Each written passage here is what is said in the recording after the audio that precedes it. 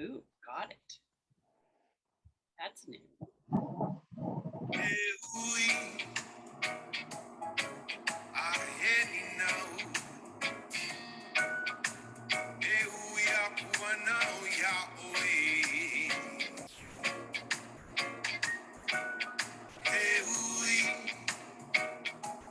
I'm going to start letting people in. Okay.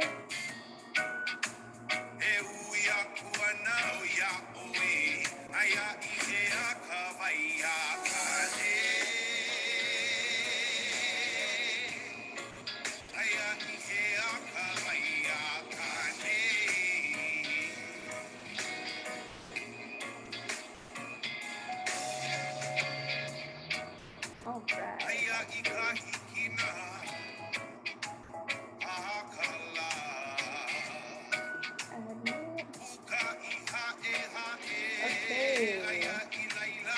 Welcome everybody. Thank you for coming in on time.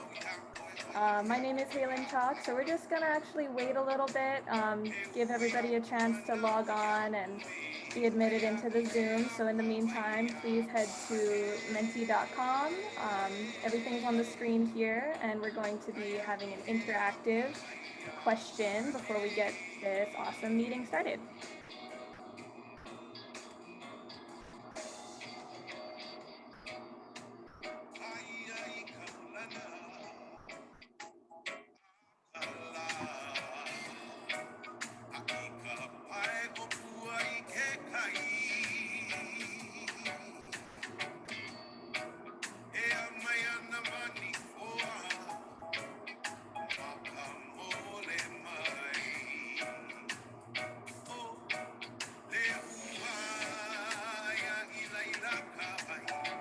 And the link is in the chat as well, along with the code, so you can just copy and paste it.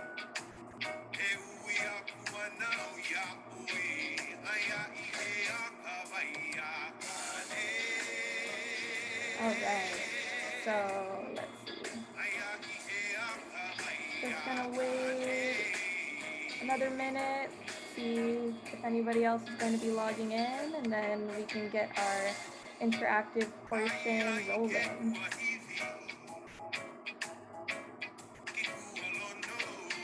Can I get a thumbs up from our panelists to see if we're live on Facebook yet? Yeah. Awesome.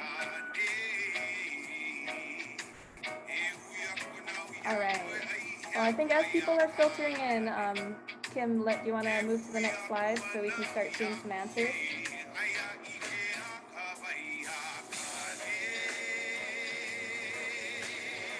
All right. Welcome everybody. So before we get our meeting started, just go ahead and head to menti.com. This is going to be our first interactive portion of the afternoon. And tell us where the source of your water is.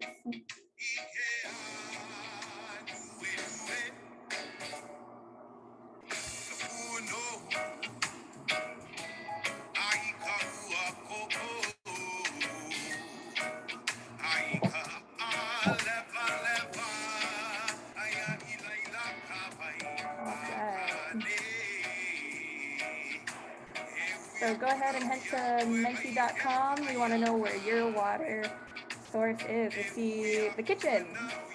Koke'e, wai'ale'ale, Oki'a, Honolulu pipes. Very specific. Is that Josh? Ahupua'a. Koke'e, Makaleha. I see Makaleha in the chat.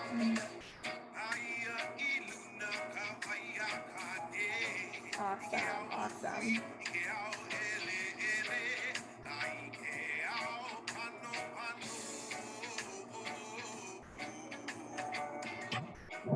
Alright, we got Kulani Hakoi. Awesome. Okay, tell us where the source of your water is. Go ahead and head to menti.com, everybody. See, we have about 21 people Gonna leave this up here for one more minute and then we're gonna get started.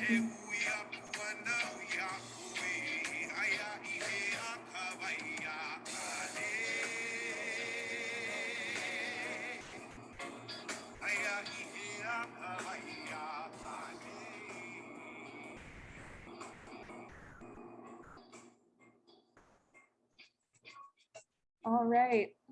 Oh, we got a couple more. Got a couple more coming in. Ahupua'a, Waiava Watershed. Awesome. Okay. Well, thank you all for participating in our Mentimeter as we get started. Just to kick us off, I will be your host for tonight. So my name is Helen Chalk. I am the Kauai Invasive Species Committee Outreach Specialist. I wanted to aloha and welcome all of you tonight. Thank you for joining us. I'm just going to go through a few introductions and some housekeeping. So tonight, along hosting with me is going to be Kim Rogers of Kauai Invasive Species. She is our ROD Outreach Specialist. We also have Julia Dignan of Kauai Forest Bird Recovery Project. Hello, everybody. Awesome. So just a few housekeeping things I have to go over. If everybody can stay muted throughout our talk stories while our panelists are speaking. And if you do have any questions, feel free to drop those in the chat either during somebody's talk, and either Kim or Julia will be bringing those up at the end of their talks, and there also will be an open floor discussion at the end of this for everybody. If you're joining us from Facebook, also we will be looking at the comments, so feel free to drop any questions or comments you have in that comment section, and either Julia and Kim will bring those up for our speakers.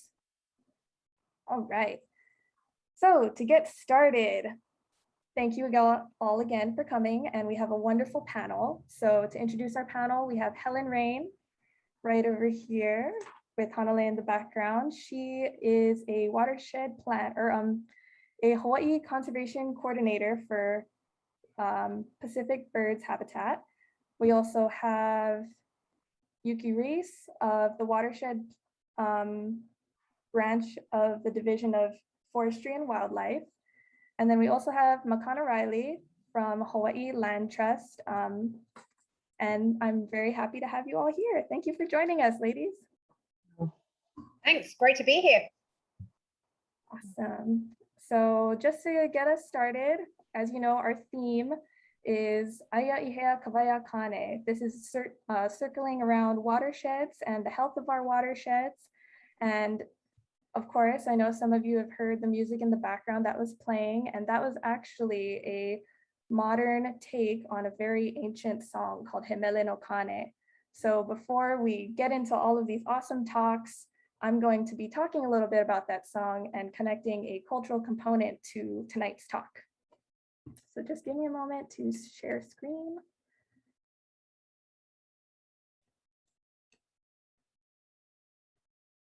Okay. And put that in present mode.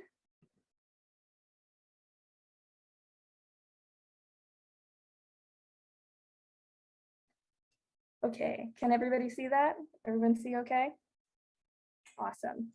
Okay, so the song that was playing in the background was very intentional. It is a very ancient song. It's a mele. It's called Hemele no Kāne. Why is it not going? Okay, so who is Kāne? That's the question here. So Kāne is actually one of 4 major gods in the Hawaiian pantheon. The main four that I would like to highlight right now is Ku, who is the god of politics and war. We also have Kanaloa right here. He is the god of the ocean, all of the depths of the ocean. We have Kāne, who I'll get more into in the next slide. And then we also have Lono here on the end, and Lono is a god of peace and agriculture. So just a disclaimer, you know, I am Native Hawaiian. I have danced hula my entire life, and a lot of the mythology that I'm sharing with you is something that I currently study. I've studied my whole life and I really love it, and I'm very happy to share it with you all. And by all means, this is a very amazing song that I'm about to share with you, and the depths of this song can go much deeper. So on your own time, if you feel like going into this mele more, into mythology more, I highly recommend it. Also, if you're interested in the art, this is art done by a local artist named Solomon Enos, based on Oahu. So Kāne. Kāne is the god of fresh water, of life. He is brothers with Kanaloa, and he has a lot of stories of him all around Hawaii. It's really beautiful to go into all of these stories and to share and connect that scientifically to our natural phenomenon. So we're gonna look at kino lau, or forms of Kāne. So kino lau is a body form, kino, body. So kino lau of Hawaiian deities often represent elements of their stories, adventures, and natural phenomenon they represent. So in this slide here, I have some coral or ko'a, which is one of the first forms of life under the ocean.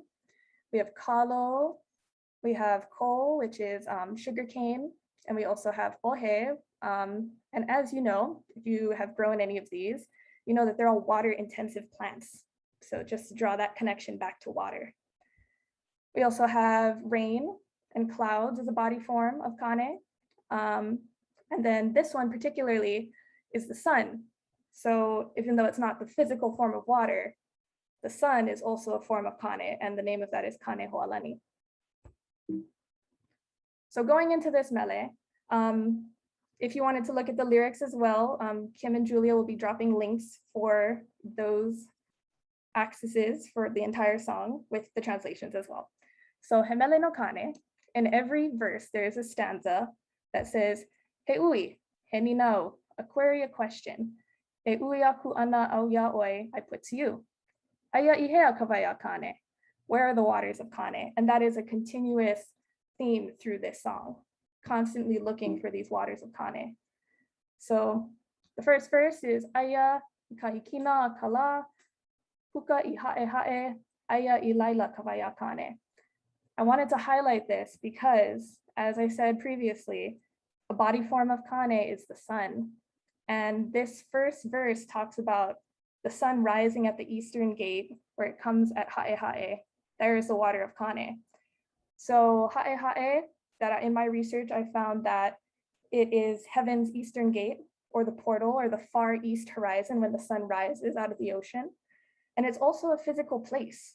So ha'e ha'e is actually a place right here on the tip, the far eastern tip of Hawaiʻi Island, next to Kumukahi. And I think it's just really amazing how the same name can mean a multitude of things. So at the far eastern end of our archipelago is where our kupuna was like, okay, that is where the waters of Kāne are, in the far east. And then it travels all the way to the far west. So in the next line, it goes, Aya I kaulana kala, I ka paio pua I ke kai, ea maya na mani hoa, makamole mai o lehua.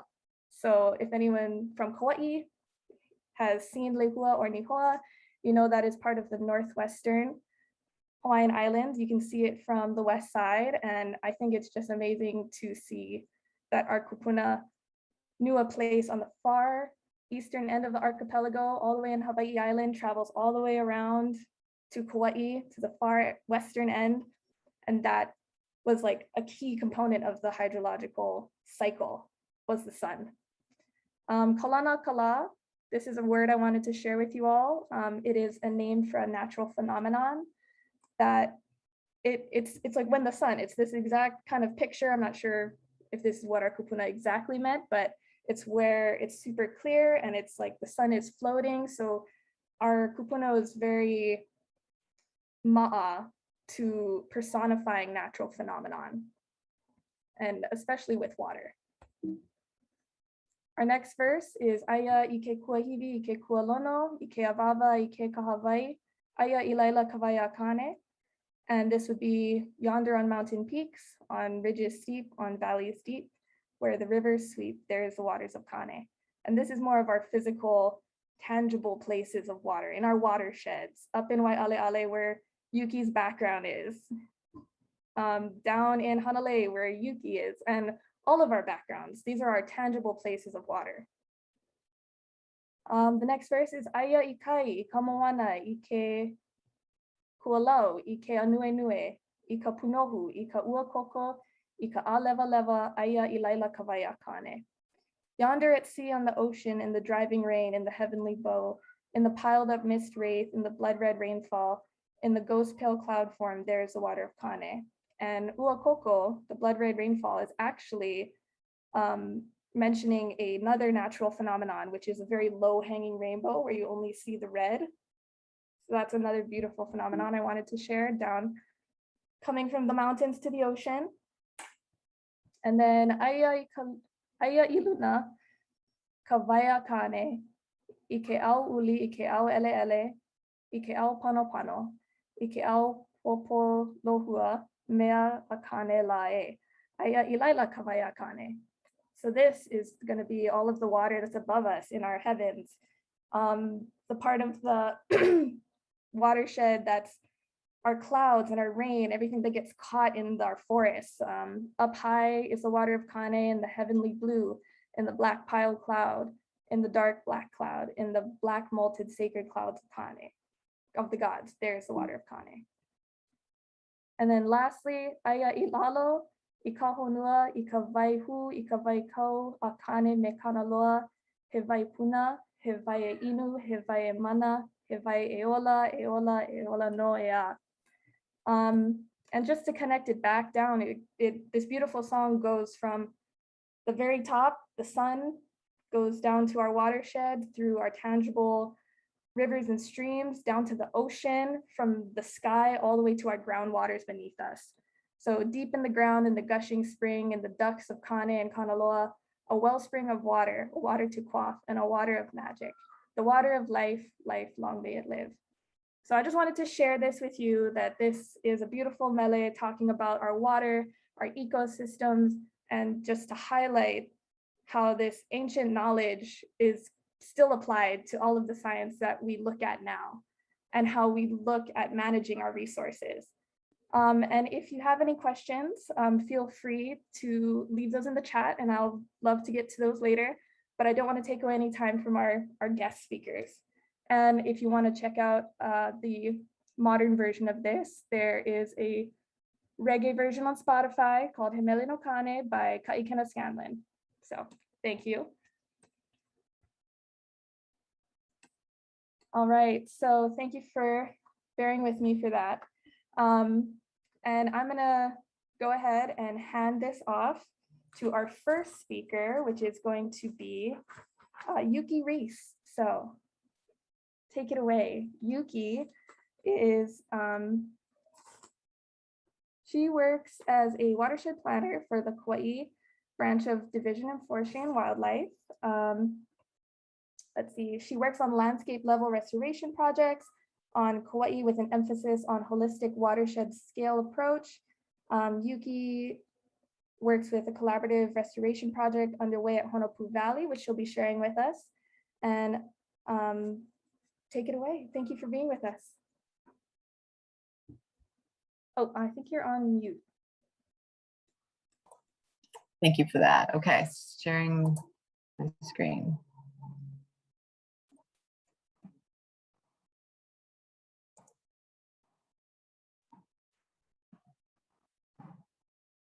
You guys see the screen share? Okay. We can see it, but it's not in presentation mode yet. There we go. Perfect. All right. Great. All right. Well, aloha, everyone. And thank you, Helen, for that introduction. And thank you for having me here. I was just saying as we were getting ready for this, that the act of speaking into my video at home is such a different experience than getting to be in a room with everyone, which I'm looking forward to doing, not soon. But for now, grateful for this chance to be able to talk. And as Helen said, my name is Yuki Reiss. I work with Kauai DOFAW through the Pacific Cooperative Studies Unit of the University of Hawaii. And my talk today is really pretty simple. Was thinking about how to talk about watersheds. And really this is just going to be thinking about what a watershed is, what is a healthy watershed, and then using the example of how DOFAW is protecting watersheds through one particular project. So again, watershed, ahupua'a. I was thinking about this, putting this talk together. You know, watershed is really that universal term for that water cycle, you know, that was present in that song that we all learn about. And ahupua'a is a much more specific Hawaiian way to put more cultural context into that, describing a similar phenomena.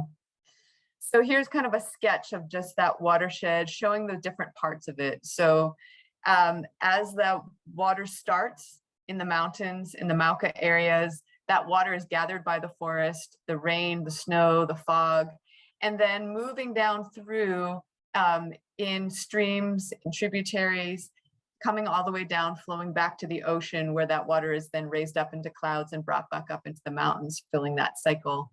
And as that water moves through the whole watershed, it percolates, it infiltrates, it creates groundwater and fills those aquifers.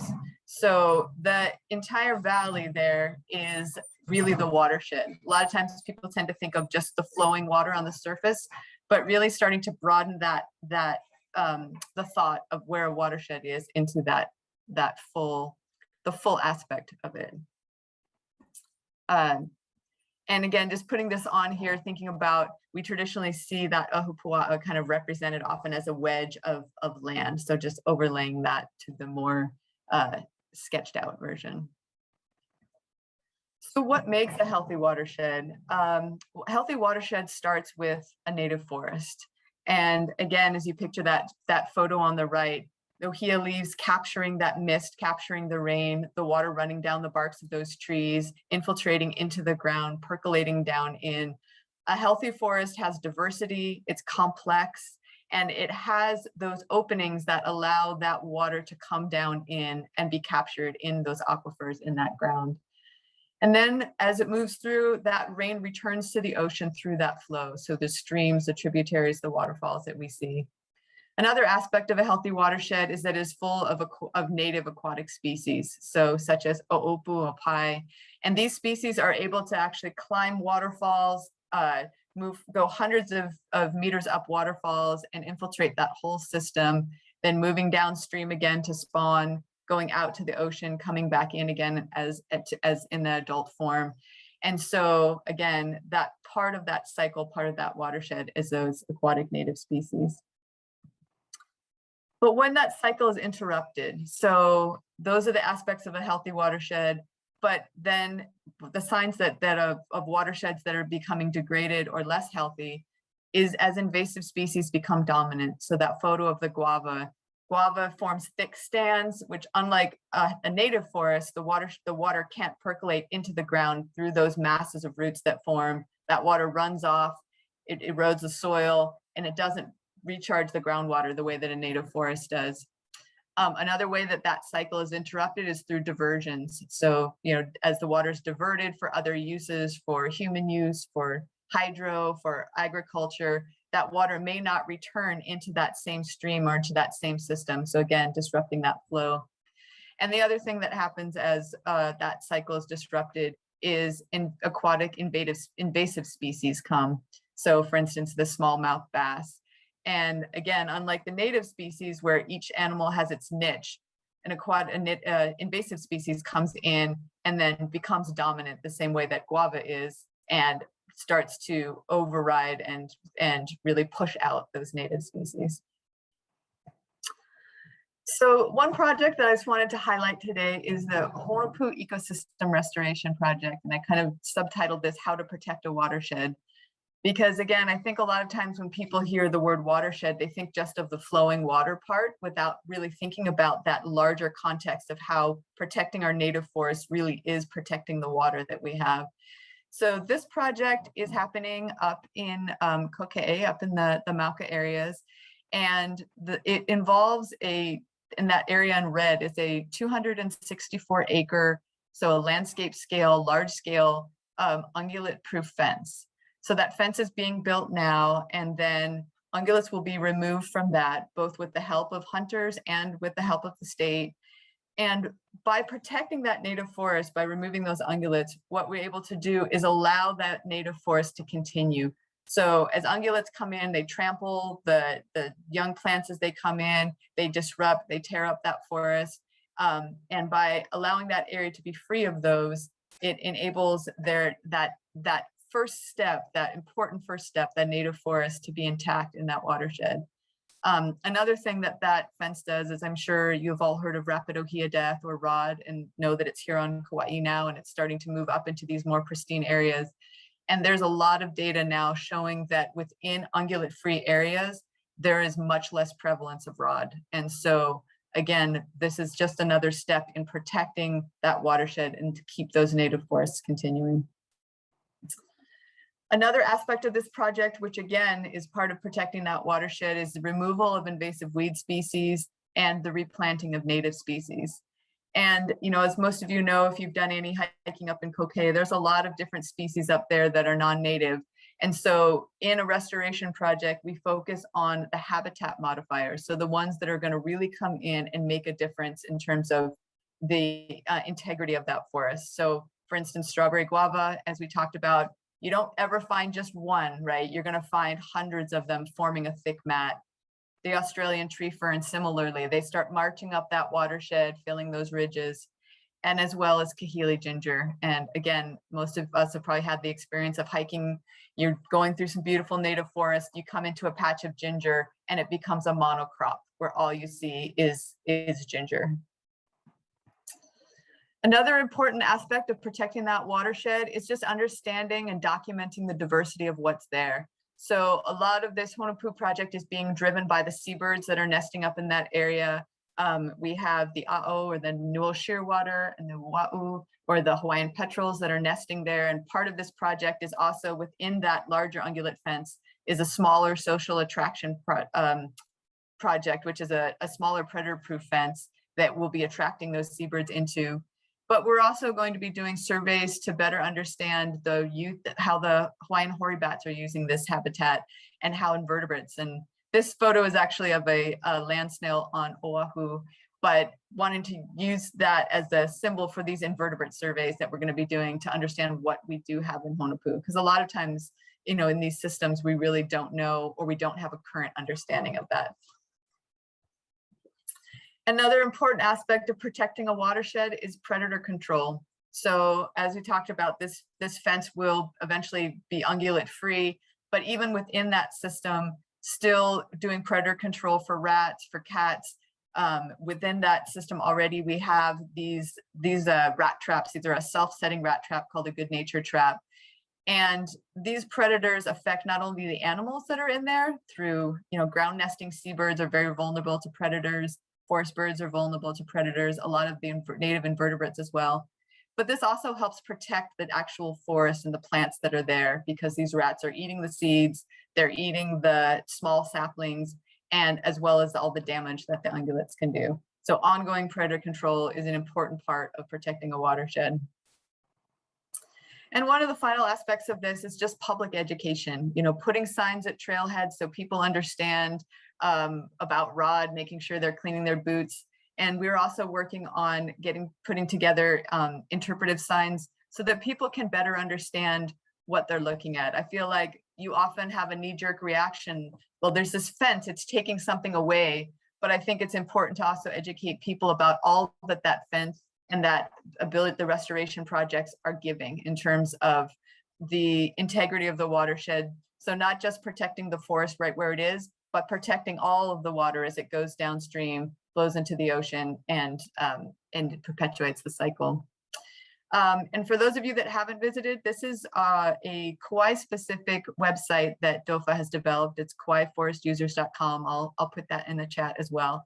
And this is sort of your place for all projects that are going on. So if you want to learn more about this project or other things that are happening on state lands, this is the place to go. And we are actually in the middle of a big overhaul. All of the DOFAW websites are being updated and improved. So stay tuned for exciting things to come from there. And with that, I will take any questions. We're doing questions now. Yeah, we'll do a couple Awesome. questions, and then let's see. I'm gonna go ahead and see if there's any questions, and if there aren't any, then we can always take questions at the end as well. Julia or Kim, do you see any on Facebook? I did not see any on Facebook.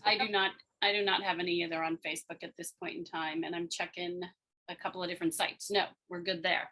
Okay, so I guess one question that we have for you is, how do we find balance between traditional hunting practices and protecting our watersheds?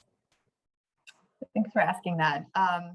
Yeah, I think that both are important, and I think one of the things that DOFAW uses to be able to prioritize where different forest uses are most appropriate is making sure that we spend the time and the funding to invest in protecting the places where we have the most pristine and native watersheds and forests. And so again, as you know, there's a lot of places where there's no longer a lot of native forest left. And so being able to protect those places where we do still have that is just a high priority, and also allows for that balance where there that can then be hunting and other forest uses can be encouraged in places where there is less pristine forest left. Thank you. Thank you for sharing with us and for answering that question for us. Yeah. I have a quick question, Helen. Yeah. Yuki, what is the status of the fencing project up there? Is it underway, or when is it projected to get started or projected to be completed? Yeah, that's a good question. That's a great question too. So the fencing is currently underway. I think it's about halfway done and expected to be completed by the end of this year. Awesome. Yeah. Great. Well, thank you again, Yuki. Thank you. If anybody has questions, we will also circle back at the end. So remember, if you don't have a question now, or if you're a little hila to drop that in the chat, then you can always save that for the end. Okay. So with that, we're going to slide into our next talk. I'm going to be introducing Helen Raine of Hawaiʻi Conservation. She's a Hawaiʻi Conservation Coordinator for Pacific Birds Habitat. So Helen, thank you for joining us. Helen, let's see, works with the Pacific Birds Habitat joint venture. She will share about how wetlands and bogs and other characteristics of Hawaii's forest ecosystems help reduce flooding, improve water quality, and improve habitat for endangered koloa maoli, the endemic Hawaiian duck. They're so cute. I love them. And with that, take it away. We're so happy to have you, Helen. Thank you. Thanks, Helen. That was a great introduction. So yeah, I'm going to be talking about how unexpectedly wetlands might help to keep us dry. And this first screen is actually, it's a graphical representation of a project that they're thinking about in Thailand called a sponge city. So we can be thinking about sponge cities as I go through that. And at the bottom right there, there's a park also in Thailand, which they use to actually absorb floodwater. So wetlands are pretty powerful things. And as Helen said, I work for Pacific Birds. It's a joint venture. There are joint ventures across the whole of the United States, but Pacific Birds works on the West Coast and then the Hawaiian Islands. And just to kind of put us in context, these are some of the partnerships that we've been building in Hawaii. That's how the joint venture works. We build partnerships to try and protect wetlands and get wetland work done, at least here in Hawaii.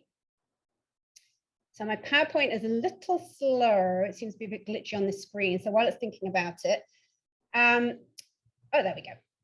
Wetlands can help to keep us dry because they're able to soak up some of the problems from the uplands. So if we get very intense rain up in the uplands, if we've got the kind of habitat loss that Yuki was describing, if we've got invasive species, I could only find a Christmas tree here, but imagine it's a guava instead. What you end up with is problems in the lowlands because it rains like heck, the water floods down there. And, you know, living in Kauai, we all know the kind of problems that brings. That's homes, schools, bridges, infrastructure damaged and flooded, sediment and mud all over the place. And eventually, if those sediments and pollutants rush out to sea, they damage our reef. So that's how wetlands can help to kind of bridge that gap. While we're trying to restore the upland forest and protect our fantastic native habitat, wetlands can be there to catch some of the problems on the way down.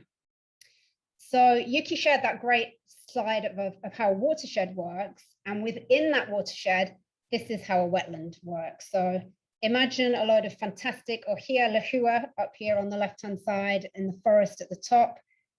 It's catching the water, but if it's damaged, if there's too many guava trees, if it's full of invasives, the water starts speeding down the hill. The stream energy has not been dissipated. But if you have a nice wetland in the way between that watershed area and your town, then you kind of get a second chance.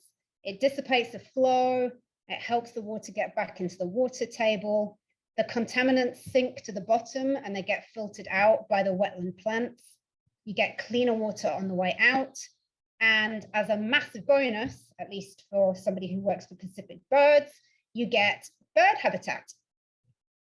And so Hanalei has been looking, the Hanalei Watershed Hui got a big grant recently to try and understand how to use wetlands and other nature-based options to kind of give us those ecosystem services and to help slow down that water. So they're going to be looking at options like connecting the river back to the floodplain, and that can go a long way back into the ahupua'a and up into the forest. It might include planting native vegetation because that withstands Hawaii's climate so much better than an albizia tree, which just kind of goes, oh, I'm going to fall over, ends up going down the river and out to sea.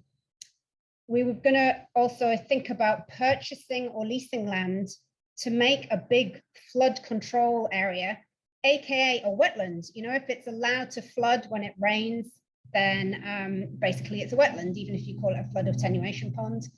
And also thinking about wetland scapes. So really trying to extend how big we think about these things. Instead of a small wetland, let's think about multiple wetlands or a big wetland or all of the above.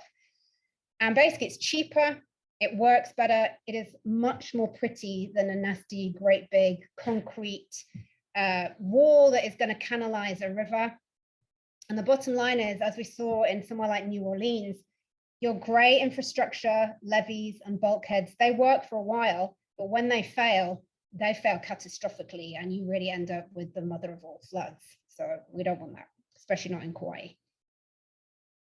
So really the idea is to try and go back to this Hawaiian principle of the land being the chief and man being its servant. The Hawaiians managed their land through ahupua'as.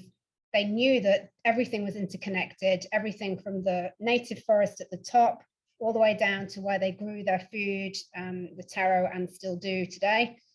So we want to kind of get back to that idea. And the reality is it's cheaper. If you start talking about infrastructure costs, it's very expensive, but a wetland can save you billions of dollars a year in flood control and is much cheaper to create. And the Environmental Protection Agency did a summary report looking at 17 green infrastructure studies, and they were all cheaper, ranging from 15% to 80% cheaper. So that's definitely the way forward. And taro is part of that picture. Taro grows in wetland areas, and it can also help absorb some of that flood water.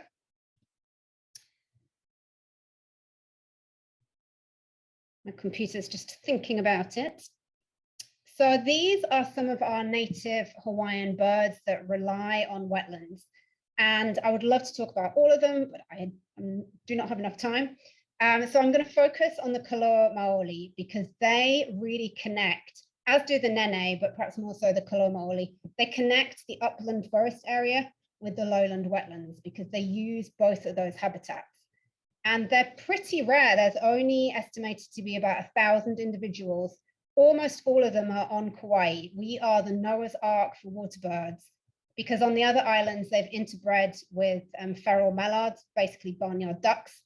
And so we are the place that really needs to look after koloa maoli. And the habitats where they live can help look after us.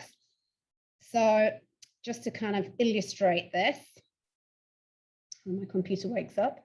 What you're going to see next is an image of the Alakai Swamp. So you think about wetlands being in the lowlands or coastal, but actually the Alakai Swamp is this huge wetland right up on the top, and it acts like a giant sponge. It holds all that water in when there's a big rainfall event, and without it, we would have much more serious flooding. And this is just Kauai forest bird data taken more or less over the last 10 years, showing Koloa duck sightings and a couple of their nests. Those are the stars. So these birds commute between Hanalei, that's their stronghold. They're also all over the rest of the island, up to the Alakai Swamp to feed, sometimes to nest. They might molt up there, during which time they can't fly, so they're pretty vulnerable. So it's important for us to look after the Alakai Swamp so that we don't get flooded out, and so that the Koloa have got somewhere to live. And nene are often frequently found up there too. So that was it from me. It's kind of a whistle-stop tour of how wetlands and forests connect. But if you want to find out more about our work in Hawaii, look us up at pacificbirds.org. All right, awesome. Thank you, Helen. That was very informative. And you know, when I was listening to this talk about wetlands, I couldn't help but think about when I went to college in Oahu, and now in like the Mapunapuna area, whenever it's the rainy season and it's a normal flooding season for all of us, it's like every year it progressively goes deeper and deeper underwater. Because from, if I'm correct, I mean, the whole Waipahu, Waikiki, all of these places with names with Y in it used to be wetlands, but now it's covered in concrete. And now with king tides and Kaka'ako, all of these urban areas are going to be underwater. And like, I'm not sure if there's any data that will show the impacts that, you know, urban Honolulu has had on our native birds on Oahu at least. And I'm very fascinated to look deeper into that. But that was just something I was thinking of during your talk. Yeah, actually, the University of Hawaii have been doing some great research looking at what is going to happen to wetlands over time and what area might be available for taro in the future, because some of it will be new areas and what areas will be lost. So yeah, they've got some pretty fascinating stuff going on. Yeah, awesome. So any questions from Facebook? Julia, Kim? Any questions here? Let's see. No questions on Facebook for me, and a couple of comments just in the chat, but nothing real specific for Helen. Okay. Well, let's see. I have some questions here. So let's see. How's about, what is the most important conservation measure to keep our wetlands healthy and connected to our forest? Yeah, I think that goes back to Yuki's talk, the work that DOFAW is doing in Honopu and other partners who are doing across those highlands are so important for the health of wetlands. And conversely, wetlands can help when they're failing. So I think we need to take an ahupua'a approach. We need to take a leaf out of the Hawaiian's book and look at how we manage those whole areas, because it's definitely more effective if you can get some of the problems in the forest under control, and ungulate fencing is definitely part of that. Then your wetlands will do better too. And it's going to change as climate change intensifies. There will be potentially more wetland areas, but they might be in different places. And some of the traditional areas might be flooded with seawater. So I think we're going to have to adapt as we go along. Mm-hmm. I think that's what I really love about science and being Indigenous, and just always having a fascination in science is the future is in the past. And I think the more research that gets done, we all really realize that that's where we need to go. I mean, our places were managed very well prior to, you know, urbanization and the modern times we live in now. But thank you again, Helen, for that wonderful talk. We also have some links being dropped in the chat right now for everybody. So if you'd like to save those, go right ahead. And if you have any questions that come up later, again, we'll be taking questions at the end. Okay. So moving into our next talk, I will be introducing Makana Reilly of Hawaiʻi Land Trust.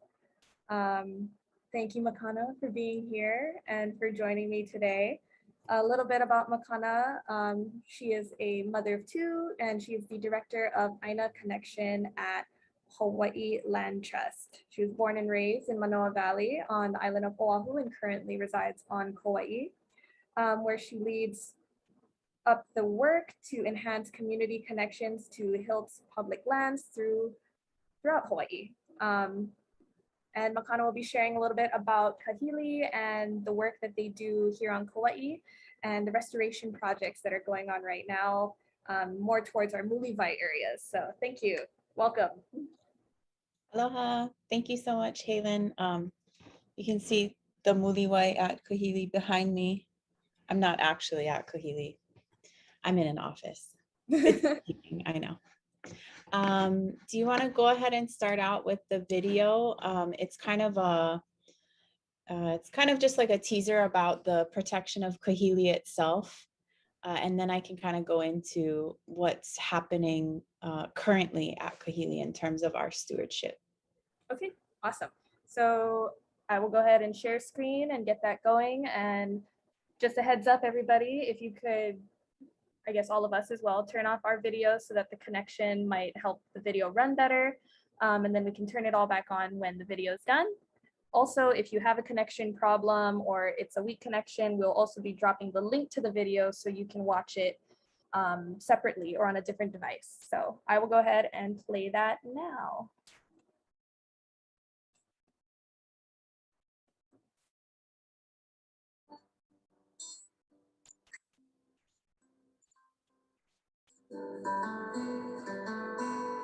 Most people don't realize the history of the area.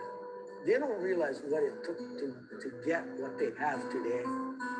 They don't realize how it was used in the past, how and why the land was divided the way it was, why one ahupua straddles another, why it crosses over the river, why it takes off Mokulea Point. They don't know those things. And it is my hope that the more people know about this, about the past, the more they will take ownership of its preservation. Kahili was a place of royalty. Its name, Kahili, it was a place of families that fished and farmed kalo and kuleana up the river valley. It's a place that reminds us of the power of wind and waves. And it's a family place for the families of Kilauea, all the way from plantation days and much, much before to gather, to spend time together. And my dad sustained us from there, whether he was diving or throwing net. Kahili was always a place where our family got food. We grew up going over there and was really close to home. We always used to go down there and go surfing, and this was a really safe beach to go to. It's still a special place and it's still really beautiful. It makes me feel comfortable. It's actually really nice, right? It makes me feel like kind of calm and like comfortable. I've been coming here probably since I was a baby, I think. When the plantation closed in 1970, we were told that we'd have access to the beach areas. Landowners came and they bought property. Fences went up, no trespassing. We started to realize that if we didn't do something about it, our cherished place would be gone.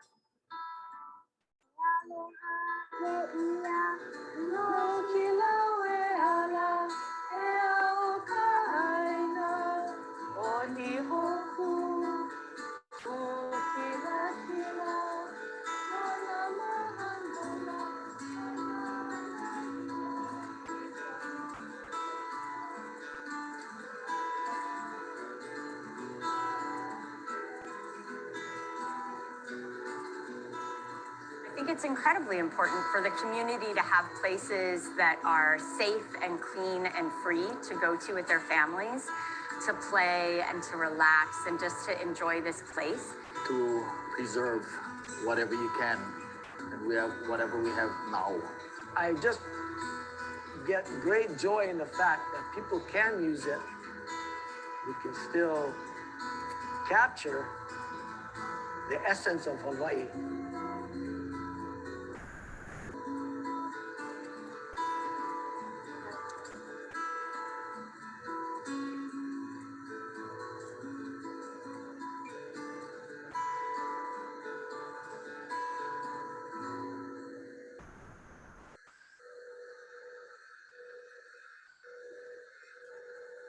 All right, welcome back everybody. I hope that played well for everybody on that end. And I will hand the floor over to Makana. Thanks, Helen. So that video was actually created about 2 years ago, and it's interesting to, even for myself, to watch it to see how much has changed in just the last 2 years in terms of the work that we're doing on site at Kahili. So the Land Trust has protected that Kahili Beach Preserve area for many years. Most recently, in the last couple years, we've hired part-time stewards who are from the community. We have On, Kani now, and Uncle Tim. Uncle Tim was in that video also. And they're all from the Kilauea Kahili community, and also some of them are lineal descendants of the area. And as part-time stewards with HILT, they're running, you know, educational programming, like after-school programs, and working with the schools in the area for field trips. But, you know, in the last year and a half, it's virtual field trips. And community work days. We have monthly community work days. And then Uncle Tim was very much our, he was like our security guard, like our bulldog, you know, very much that sort of intimidating presence to try to prevent any of the, and mitigate any of the funny business that's happening on site. And it really has helped. Uncle Tim, for about a year, he was walking the beach every morning and, you know, picking up any of the marine debris that he saw. But just having a presence there on site makes such a huge difference, so that people really see that the community really cares about that place and has a sense of kuleana to it, and, you know, has those conversations with the surfers that come, and, you know, even the tourists that come to enjoy Kahili Beach. And we definitely, HILT, even though we only, you know, own about 17 acres down there at the Muliwai, here behind me, the dunes at the Muliwai, we also work very closely with our neighboring landowners. There's Fish and Wildlife on the northern side over here. And then we have private landowners across the Kahawai from us and next door to us. And we try to work as much as possible with our neighboring landowners around, you know, responsible stewardship, and at least on our property, restoration. We have quite a few ironwood trees, and though they are invasive, it's, you know, we're sort of in an interesting position where the ironwoods are preventing any type of weeds from growing underneath on the dunes. So that's sort of a good thing. It's kind of allowing us, where we have been planting naupaka, clearing some of the dunes of whatever has been invasives that have been growing, and just sort of allowing the seed bank to pop through and see what comes out. And then also the ironwoods also provide a nesting habitat for the iwa. If you've ever been down to Kahili, there, I mean, I don't know that I've ever seen so many iwa. And so, you know, if it were a long-term process of trying to get rid of the ironwoods, it would have to be a slow process of removing a couple and then trying to get some native, you know, nesting type trees to come through, and then slowly get that to progress. We haven't started that yet. We've been working much more on the undergrowth areas, and you know, like this area kind of that's shown here, where the dunes kind of turn into the Muliwai and shoreline area. to see, you know, like the pohuehue and the pohinahina just kind of popping back up from the seed bank. We're also working in the Hawaiʻi as it runs behind the dunes and up towards Kilauea Falls. That the river is actually protected by HILT. It's not owned by HILT, but it's protected by HILT. And so we also work with neighboring landowners on doing salvinia removal.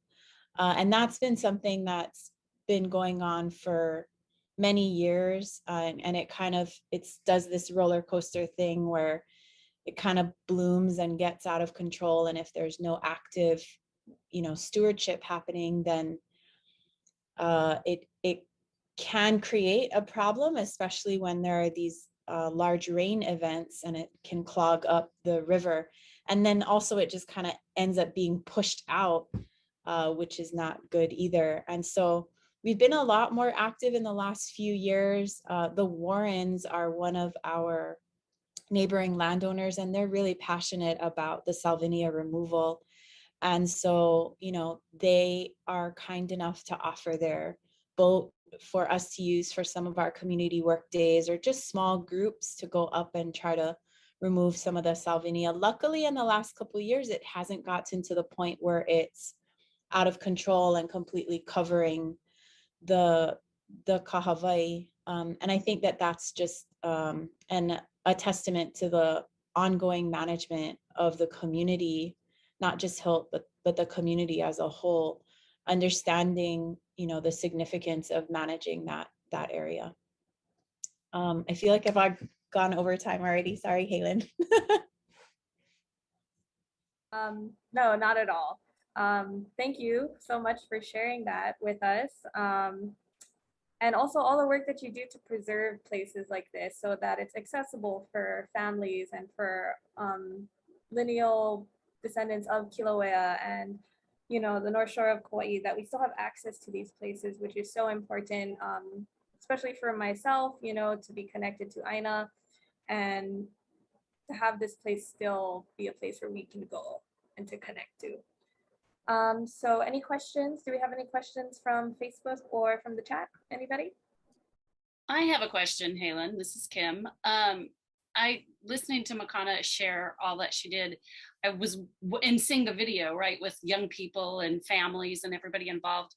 I couldn't help but wonder if there are, and you sort of mentioned like community work days, you know, are there ways for volunteers to get involved?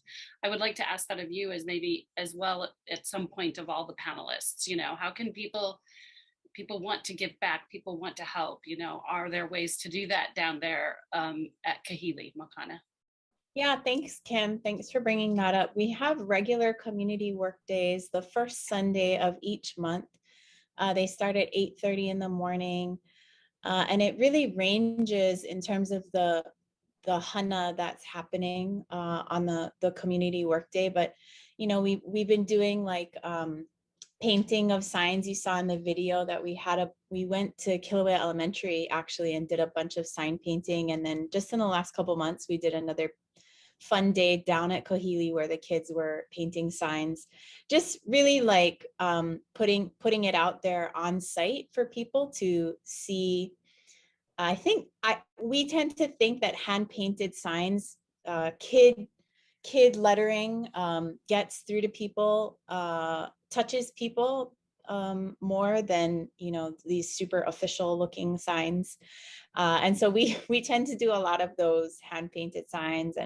And then, you know, we're always doing invasive removal on our community work days and replanting sometimes if we have things to plant. And then definitely in the rainier seasons, makahiki season, we're always working on mitigating some of the runoff that happens from neighboring properties that, you know, we don't own, but we try to work with them on, you know, the runoff that's happening that comes down the road and then it ends up down on the beach, unfortunately. And so really trying to work as much as we can to mitigate some of that.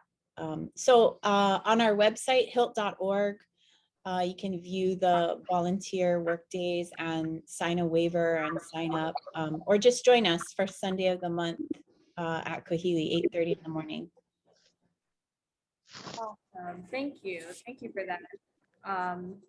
It's really great to just spend time in the place and to give back to a place that's very special to all of us.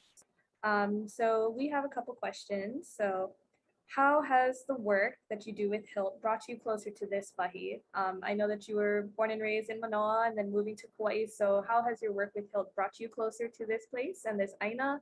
And how have you seen the community relationship changed since HILT's stewardship of this wahi?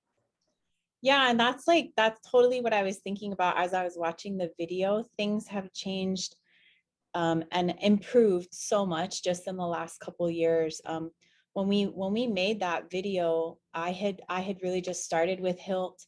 My family is all from South and West Kauai, and so I was never familiar with the east and north portions of Kauai. And when I started working with HILT, we didn't have any stewards hired for Kahili specifically. And so at the time I was living on Oahu, and I would fly over to Kauai to run these community work days. We started up the community work days just to try to get the community on site and like kind of doing stuff. And then, you know, in about 8 months time, we got the funding to be able to bring on a couple of stewards, part-time stewards. And it was really important to us to bring on kama'aina, people that are actually from the community, which was really important also to me in the 8 months where I was, you know, caring for those community work days. I was very intentional about never being the representative for Kahili, but only being the representative for HILT, because I'm not from that area at all. My lineage is from the South and the West. And so I always wanted to be clear that I wasn't speaking for Kahili. And it's amazing in the last year and a half now, having actual lineal descendants of the area caring for the place and running community programs and community work days and really pulling the community in, their community. And that they can actually be the voice of Kahili. They have those generational stories about Kahili. And, you know, now at this point, being able to see from a distance now, because I don't have to run those work days and I just support the team that we have on site there. It's been really rewarding for me just to see how the communities come together and that they have taken ownership of their kuleana to Kahili. Mahalo, mahalo for sharing that. I know in my time growing up, Kahili, otherwise known as Rock Quarry, has been a place for families, but also there have, you know, the occasional parties, and, you know, we try to pick up trash as much as possible to malama places like this that are Eva nesting places. They have a lot like the Pohuehue and the Pohinahina, Pa'uahi'iaka, all of those wonderful native plants. So like if we want to go and call you, if we see any kind of tomfoolery, I guess, to protect the place, who would somebody call? Would we call Hawaiʻi Land Trust?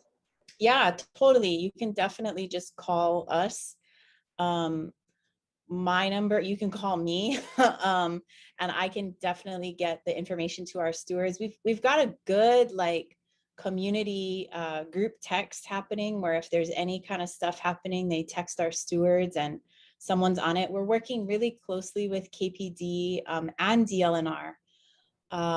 There are still full moon parties that we're trying to sort of deter, and really the only way that we can deter it is by being present. And so we just try to be there as much as possible, and we try to just display what we feel is responsible stewardship and presence in place, in the hopes that others see that modeling and, you know, think about it at least. Yes, awesome. Mahalo, mahalo. So I know we are coming up on 5 p.m. So as we come to a close, I would like to do a round robin question for all of our panelists.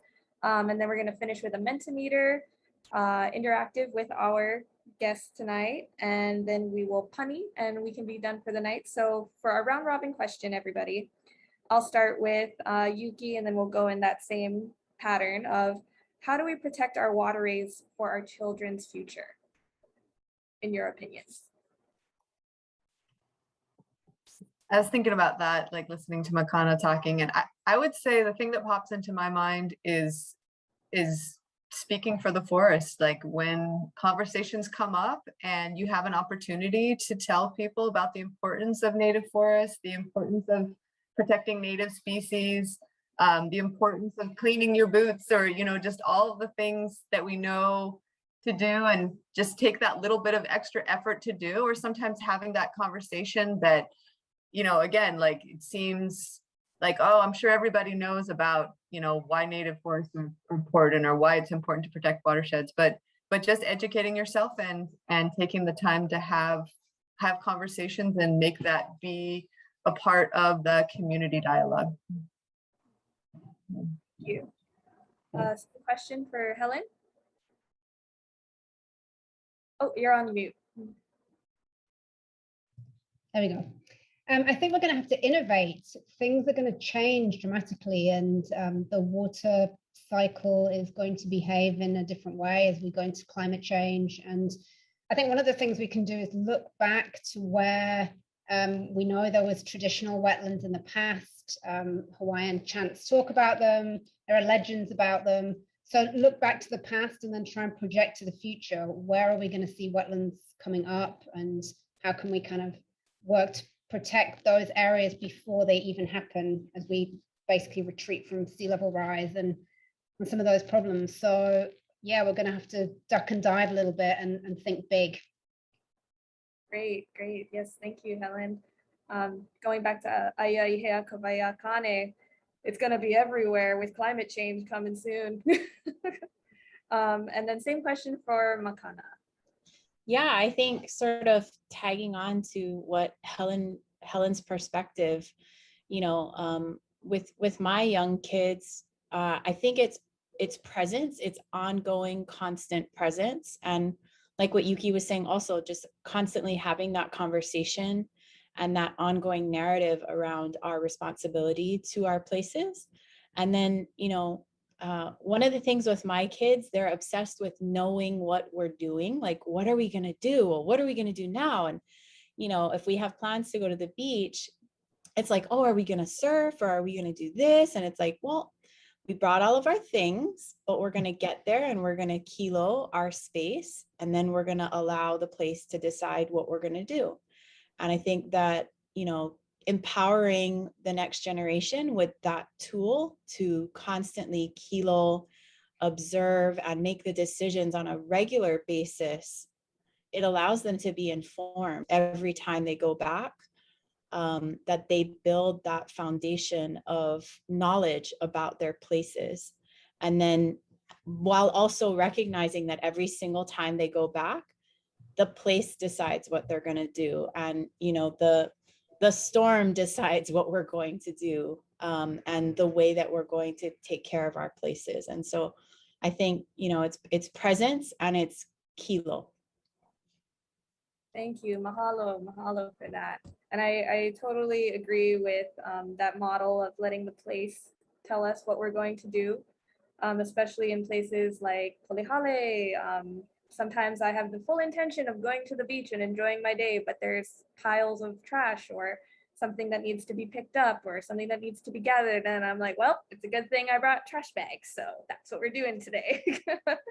And, you know, whoever comes with me, congratulations, that's what we're doing. Taking care of our places and being present in our places, and being aware and like kiloing the changes that are happening in our wetlands and all around us for every rainy season. Kauai knows this better than ever with the constant flooding that we are starting to see as a regular thing.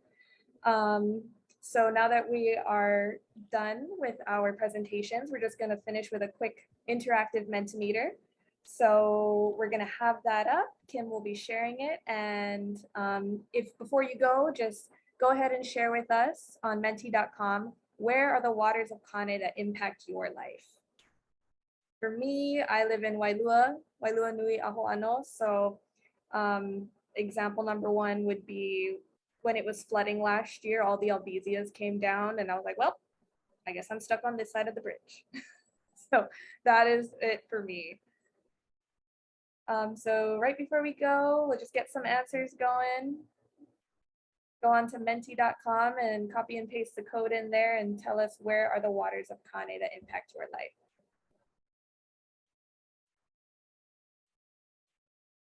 This could even be, you know, Mana Plains, beautiful. And in case anyone didn't know, Mana actually used to be a wetland. I just learned that recently. Kahili, Hanapepe, Alakai, your kitchen, Koke'e. Awesome. Hanalei.